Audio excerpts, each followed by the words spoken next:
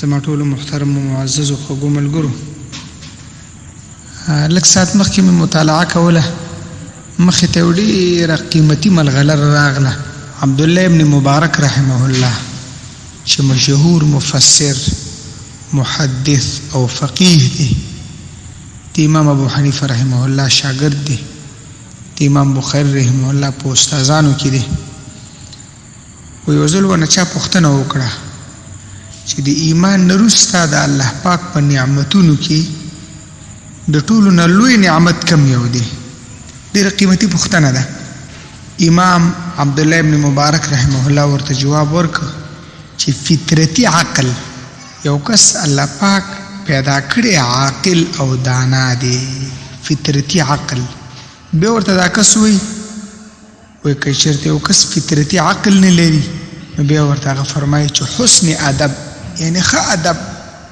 چې عقل یو کس نه لري، بیا د داسې کس لپاره ادب بې حده ډېر ضروري دی.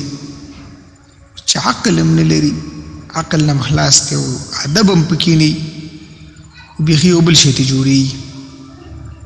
بیا دا کس پوښتنه کوي که چېرته عقل هم نه لري، فطرتي عقل، حسن ادب هم پکې نه وي، نو بیا یو ښه ملګری چې دته نیکې مشورې ورکړي او دا پې عمل وکړي، ښه ملګری چې دته نیکې مشورې ورکړي او دا پې باندې عمل وکړي.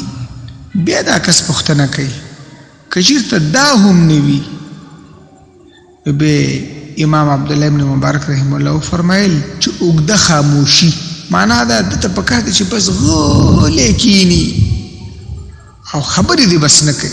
دا کس بیا پوښتنه کوي، اخیری پوښتنه، وایي که دا هم نه وي، نه فطرتي عقل وي، نه حسن ادب وي، او نه یو داسې نیک ملګری وي هوښیار چې دته مشورې ورکړي او دا پې عمل وکړي، او خاموشي هم په اوس باندې پوره نه وي، خبرې ونه کېږي. امام عبدالله ابن مبارک رحمه الله ورته وفرمیل چې بیا د داسې کس لپاره مرګ غوره دی د ژوند نه، مرګ ورته غوره دی د ژوند.